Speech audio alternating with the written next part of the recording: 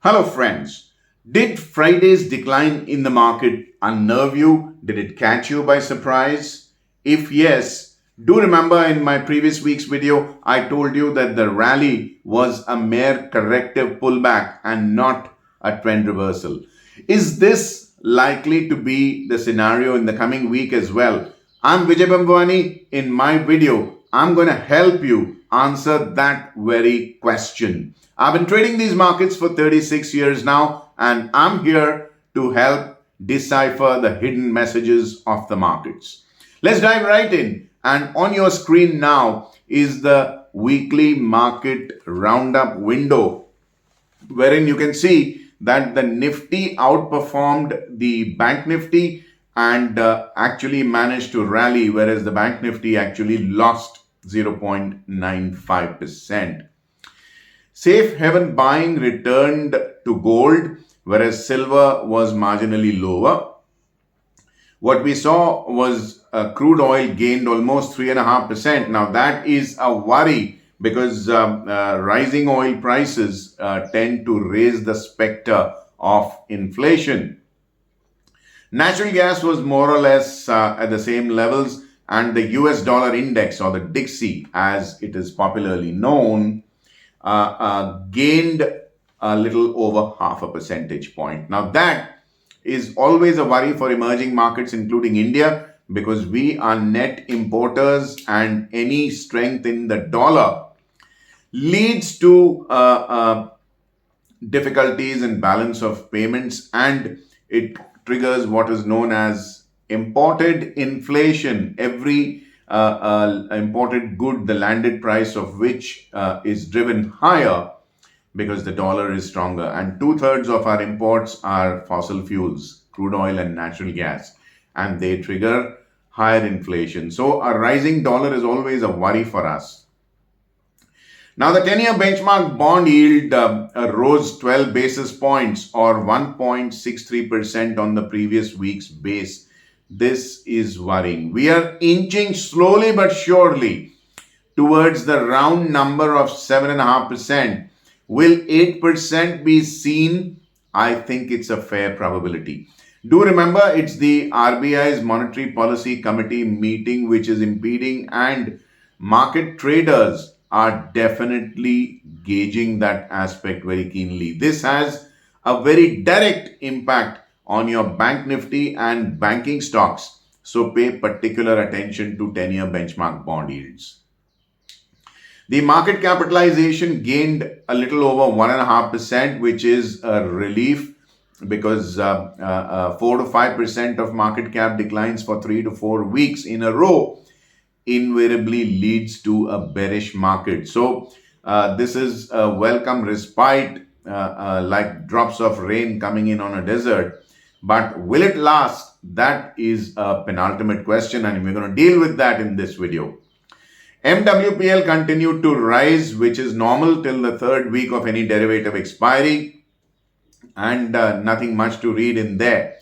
The US markets fell after a spectacular pullback last week. Do remember, in my video last week, I categorically told you that even the US market is witnessing a pullback rally that is not a bull market there. The one kind of noticeable aspect about the US markets is that the broader the index, the more it has declined. So the Dow Jones, being the narrowest where composition is concerned, has fallen the least. Nasdaq is broader. I'm talking of the Nasdaq 100. It's fallen more. And S&P 500, being the broadest, has fallen the most. So the weakness, especially the slam dunk fall that we saw on Friday, both in the Indian markets and in the US markets, was fairly pronounced. Let's take a look at the daily chart of the Dow Jones Industrial Average. What you are seeing is the price attempting to scale the 50-day moving average. Now, this is a 2-month holding on cost. Now, this is a 2-month holding on cost of an average bull. And as soon as that cost came in, the Dow ran into some amount of resistance, which tells you that at higher levels, traders are attempting to exit. which of course was revealed by a survey of a major news publication that retail interest in US stocks has now come to a 2-year low. The retail traders out there have been booking profits. So let's take a look at the Nasdaq. It did not even test the 50-day moving average. Do remember that the Nasdaq was early when it comes to a death cross, the 50-day moving average falling below the 200-day moving average. And the selling was fairly pronounced in the Nasdaq compared to the Dow Jones. Let's take a look at the S&P 500. Death cross confirmed here as well. The price attempted to kiss the 50-day moving average and fell back from there. What you are seeing is a concept of overhead supply. Now, what's overhead supply? You have bought something at higher levels. You are holding that stock and the stock is coming down. When the price starts to go up, you start to approach your break-even point. When you exit at break-even point or very small losses on the way up as the price is rising, that is called overhead supply. That is very, very pronounced in the US markets, my friends, and that I suspect might be seen in more markets. Now, coming back to our markets, I see the MWPL chart on my screen, where we have seen a rally for the last 6 sessions in a row, which is fairly routine. But the worry that I have been voicing for so long is that like the 16th November 2021, wherein we saw MWPL at 35% and higher for the last time in 6 months, the peaks are now falling. And this time around on the expiry day, the bottom also fell to 18.27%. This is the lowest in many expiry days. So risk appetite from two marshmallow traders is definitely falling. The Marshmallow Theory is covered in a video which is hyperlinked in the description below this video, in the pinned comment, and in the end screen of this video. The MWPL on a weekly chart tells you the similar picture. We are seeing that expiry saw 19.64. Why is it showing 19.64? Because this is Friday to Friday. Expiry was on Thursday. You can see that 19.64 is the lowest in 3 months. But do remember, it's Friday to Friday. So risk appetite is clearly fading, and we are not even able to cross 29%. Forget about 35% seen in November. We are not able to cross even 29%. So clearly, bulls are not buying enough. Let's take a look at the turnover index and stock futures turnover. Do remember, these are cumulative figures of 3 consecutive expiries. So it's June, July, and August. What we are seeing is that falls were accompanied by higher turnover on a week-on-week basis. The same is shown on the weekly chart. What you are seeing is that the turnover has risen, and the turnover had been so far in the lower end of the 20-week range, 4.5-month range. And whenever the markets have risen, we've seen a rise on lower turnover, but the falls have been on higher turnover, which is not a welcome sign. This is not a sign of a bull market. Now let's take a look at the basis. Do remember the Nifty basis spent 10 consecutive sessions in inversion zone. By inversion zone, I mean the basis or the cost of carry of the future versus the spot was negative. The future was trading at a discount to spot. That's not really very welcome. So the Nifty has broken up into positive zone where basis is concerned, whereas the Bank Nifty basis has also risen. This is because of short covering. Who buys happily in a falling market? You need to ask yourself.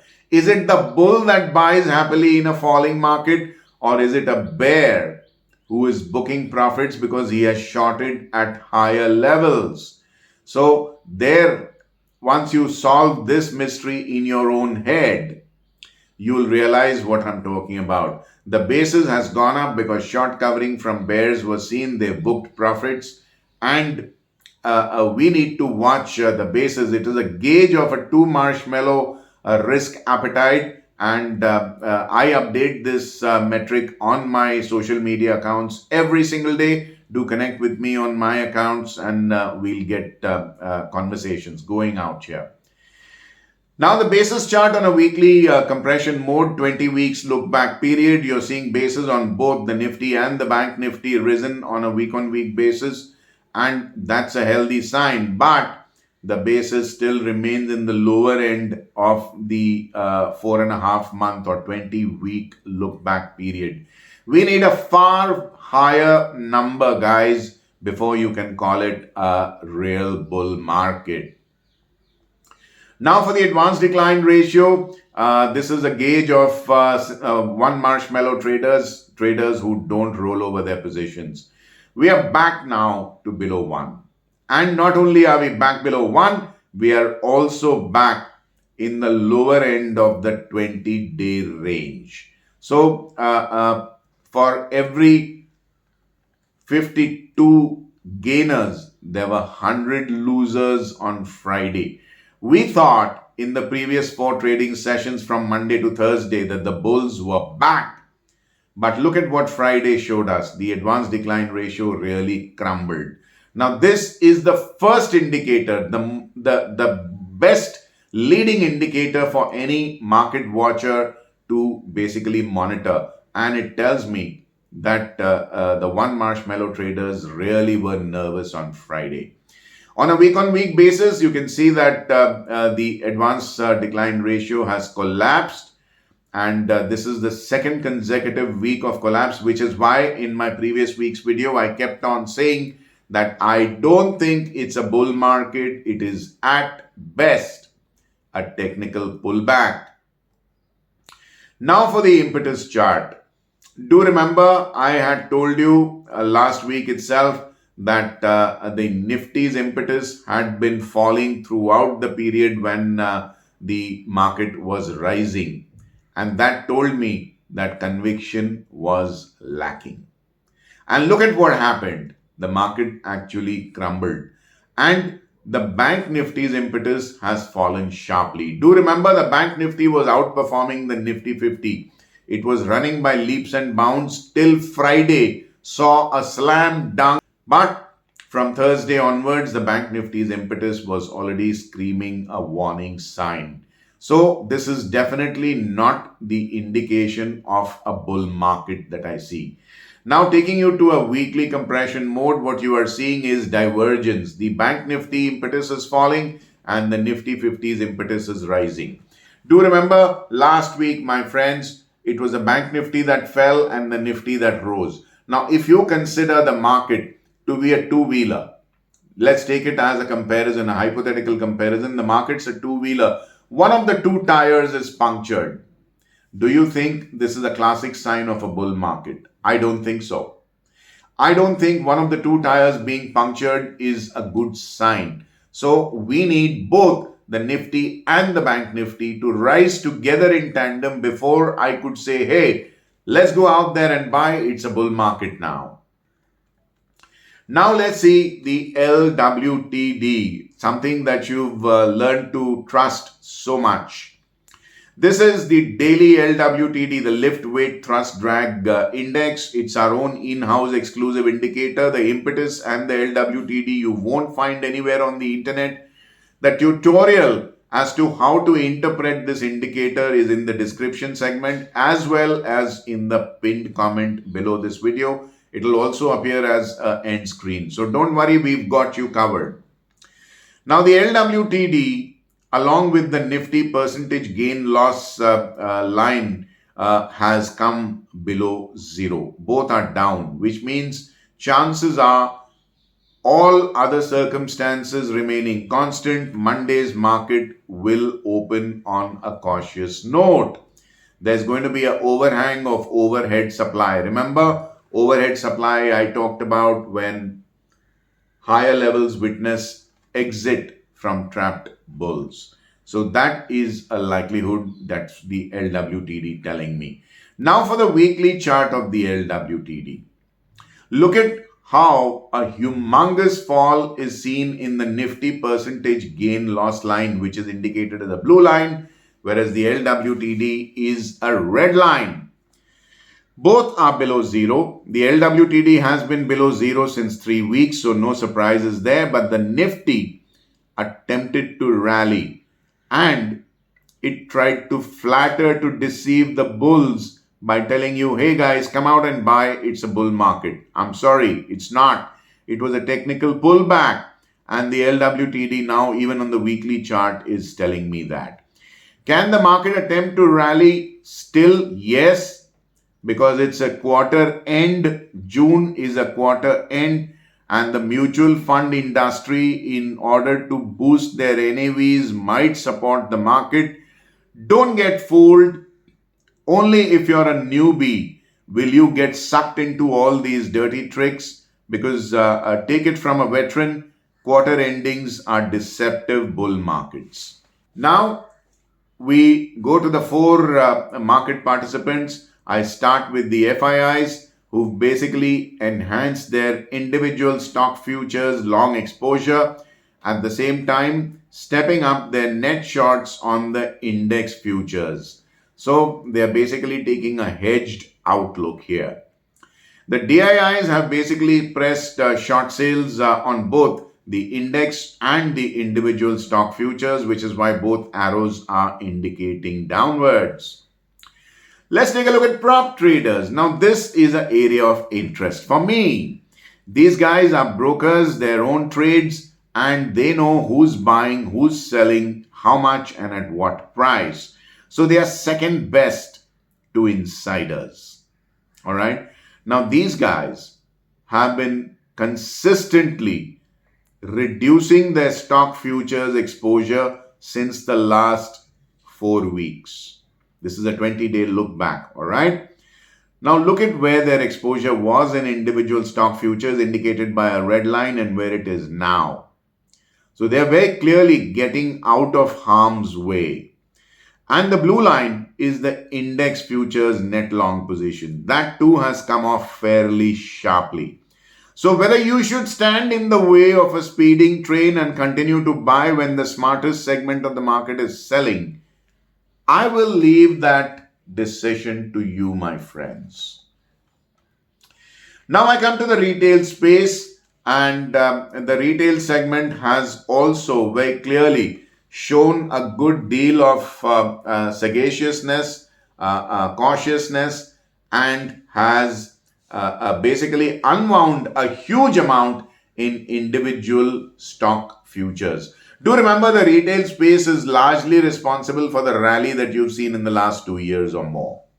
They've been doing all the heavy lifting. Their position size is clearly the largest in the market. Now, if these guys start to sell, single-handedly, they can damage the sentiments of the market in terms of damaging the price. And they are selling.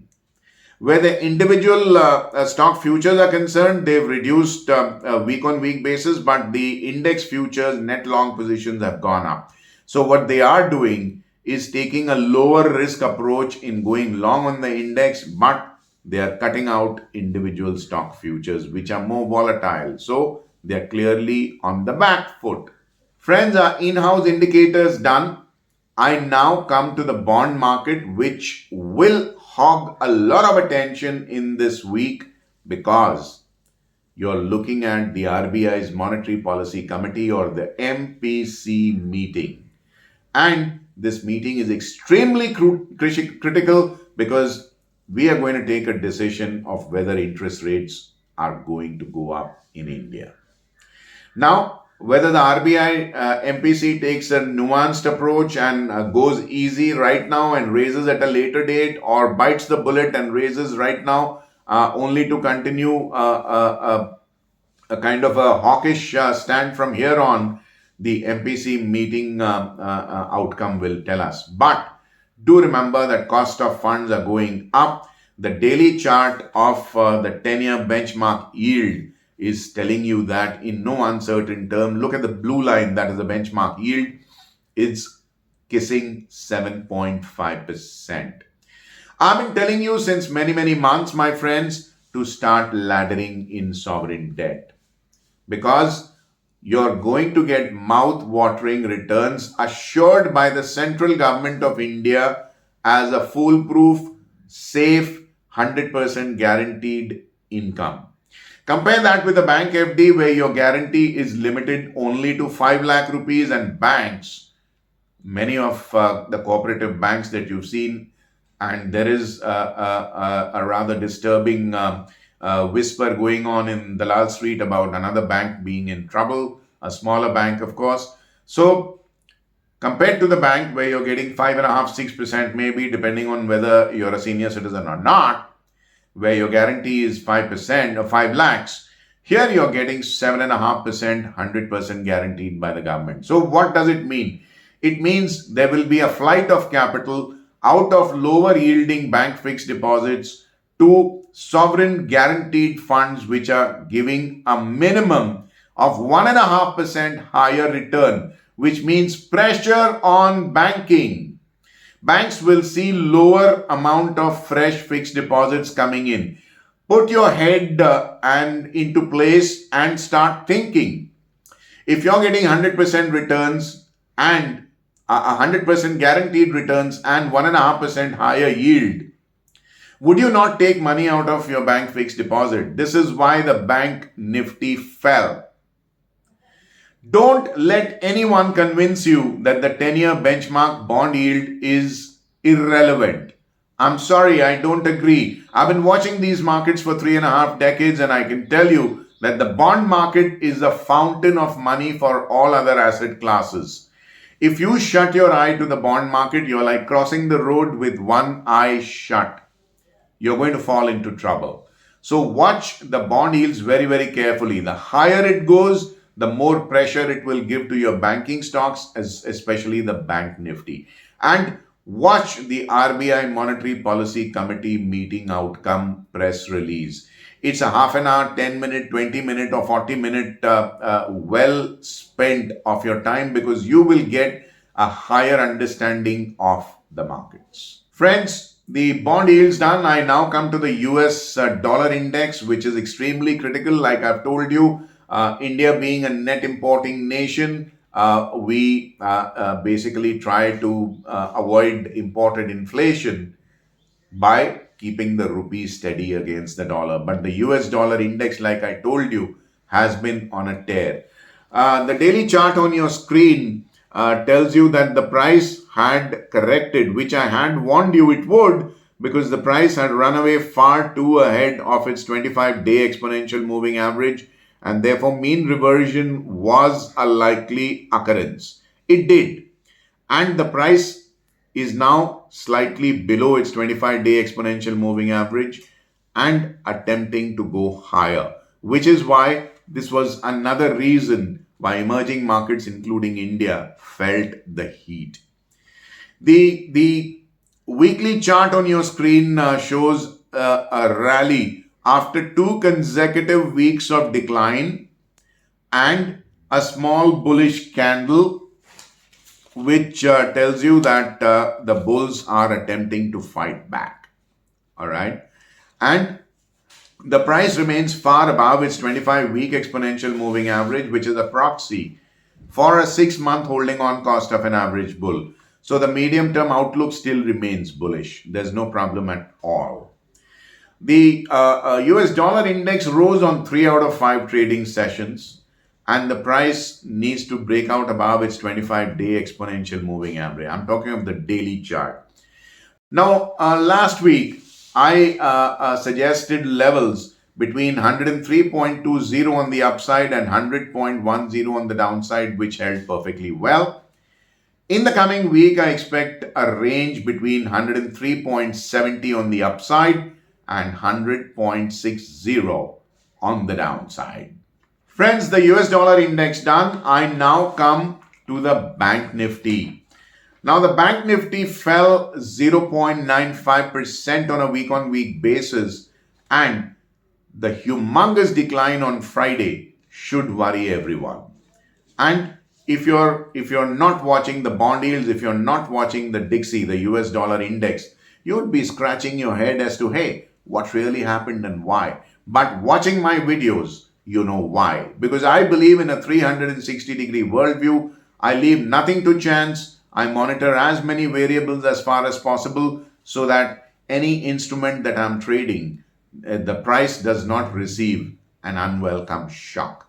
So the shock that you received on Friday on the Bank Nifty was because of the US dollar index as well as the bond yields. And remember, I told you that this is a corrective pullback due to June ending buying by mutual funds to prop up their NAVs. This is not yet a bull market.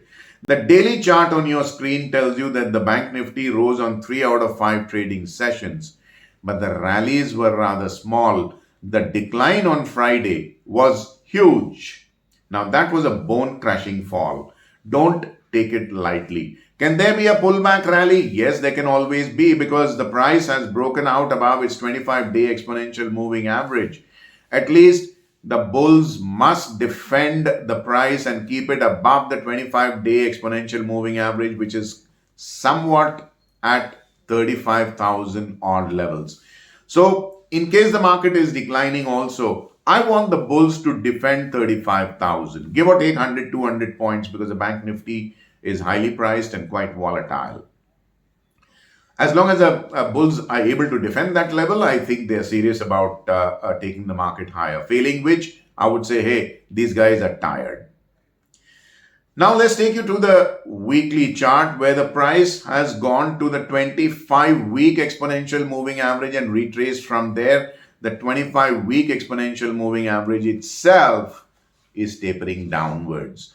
Now, those of you who don't think the 25-day exponential or 25-week exponential moving average is serious stuff because it's too simple, do remember that turtle traders have won the maximum number of Robbins Cup trading championship prizes based on moving average based trading systems. The simpler, the better, the simpler, the more profitable. Simple is beautiful in these markets. So the simple thing is that the price fell from the 25-week exponential moving average, and that becomes a point to watch out for in the coming weeks as well. Now, what we do see is that in the week before last, this index was at number 4 where the volatility rankings are concerned, but it has risen one notch to go to number 3. That's not exactly very good news. And a heavy-weighted index, a frontline index, being number 3 in the most volatile list tells you that trading is going to become a challenge for the retail trader. So you need to be extremely careful out there and place your bets very, very carefully. Now, last week I advocated a range between 37,375 on the upside and 33,850 on the downside, which held perfectly well. No credit due to me, but it was purely because last week, if you remember, I told you the LWTD and the Nifty were trying to converge together, and therefore the ranges might just narrow. So it's not any intelligence on my part that the range held, but because the ranges itself themselves compressed. In the coming week, I expect a range between 37,000 on the upside, round figure, and 33,575 levels on the downside. Can there be a violation of these ranges in either direction? Yes. Why? Because the volatility has gone up. So statistical beta or volatility is something that you need to monitor. I update all this stuff on my social media accounts anyway. So if you connect with me, you're going to get all these updates by default. Now, the Bank Nifty done. Let's now go to the Nifty 50, which rose 1.42% on a week-on-week basis. And what you are seeing is that it rallied only on 2 out of 5 trading sessions last week. But since the price rose with a gap up, you're seeing a good, humongous rally on a week-on-week basis. Had it not been for the gap up, which I've marked on the chart here with a red bold arrow, you would have seen 3 days of decline taking the Nifty into negative zone. Now, how do you how do we have plans of tackling this issue of gaps? This is exactly why I have not released the torque indicator to you as yet. We are working on the torque indicator, but believe me, in the last 7 weeks, the one thing that I have noticed is that the markets are kind of confronting you with gap ups and gap downs that are leading us haywire. So to be able to counter that, we are now refining the torque indicator to be able to tackle gaps, and I am hopeful the results are fairly encouraging, as is the case with BSPL, Bhambwani Securities Private Limited. We do not release any study unless we try it on our own self with our own money. So the torque is giving us a good amount of hope, and this issue of gaps will get sorted soon. It's another in-house indicator, exclusively proprietary. You will not get it anywhere on the public domain, so do keep watching. A tutorial video will be released when the indicator is ready for release. Now the price has broken out above its 25-day exponential moving average, which is a proxy for a month-long holding on cost of a bull. So the short-term outlook has improved marginally. But the price must stay above this moving average and must stay above the gap level, which is 16,400 odd levels. So in case of a decline, the bulls must not allow the Nifty 50 spot to fall below 16,400, give or take a few points here and there for emotional turbulence. As long as they're able to defend that, I would say that the market is in strong hands. Fall below it sustainably and the bulls are on skid row. They are slipping. Now let's take the weekly chart of the Nifty 50, where you're seeing an inverted hammer. That's not exactly very good news, because an inverted hammer tells you that the price attempted to rally. It did rally intra-week, but closed towards the lower end of the weekly range, although net to net it gained. Therefore, it might report as a positive figure, but the price settled in the lower end of the range. That tells you that the bulls are clearly on the back foot. Do note how the price has fallen from the 25-week exponential moving average. Now that's a 6-month holding on cost of an average bull. And those of you who think the moving average system is too simple and too naive, hey, I trust it completely. I would trust my money on the system completely. Of course, I use a lot of variations of this, but this is the simplest one out there. Now, in the week before last, the Nifty was number 13 on the most volatile list. It rose 4 notches to go to number 9, which is why the challenge to a retail trader has gone up, because the index itself has become more volatile to trade. That's why, my friends, I've been telling you to trade light on my social media accounts. Last week, I advocated a range between 17,000 on the upside and 15,700 on the downside, which held perfectly well. Here again, I don't deserve credit for it. The LWTD last week said the markets are going to face a narrow trading range, and that's why the range has held. In the coming week, I expect a range between 17,200 on the upside and 15,950 on the downside. Here again, please note that volatility has gone up and you need to be very careful, have a very calibrated and measured exposure. Don't go overboard or you might come to grief.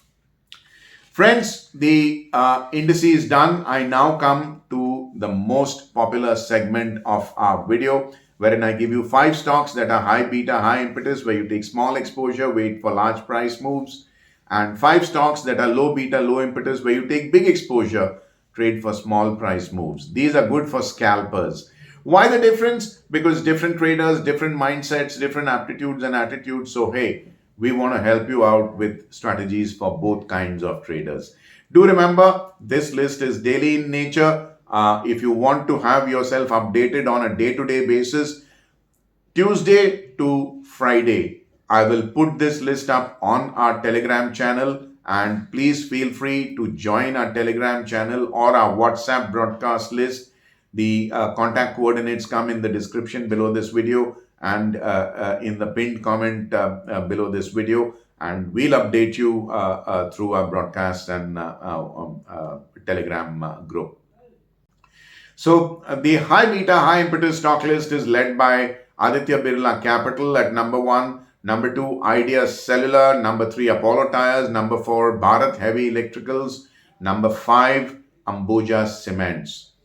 The low beta, low impetus stocks list, where you take big exposure, wait for small price moves, is led by Page Industries, number 1, number 2, Shree Cements, number 3, Ultratech Cement, number 4, Nestle, number 5, MRF. Friends, this hierarchy of stocks changes hour to hour, day to day, which is why updating it every day is a must. This screenshot is only for Monday itself. So before I wind up this video, a word of caution here. Please, position sizing should be curbed. Don't get aggressive. Don't get greedy in trying to bottom fish and bite bigger chunks into the market on the long side, or even to the short side for that matter. Volatility is high. In these markets, less is more. On this cautionary note, I'll bid goodbye to you, not before reminding you to click like on this video if you liked what you saw. Subscribe to my YouTube channel if you haven't already done so. Click on the bell icon to receive fresh alerts about fresh videos being put about here. Good, bad or ugly, I always welcome your comments and your feedback in the comment section. And please help us reach out to more and more like-minded, smart traders like yourself by referring our videos to your family and friends in your social media groups. I wish you have a very, very profitable week ahead, my friends. Thank you for your patience in watching my video. Till we meet again in my next week video. This is Vijay Bhambwani signing off for now. Take care. Bye-bye.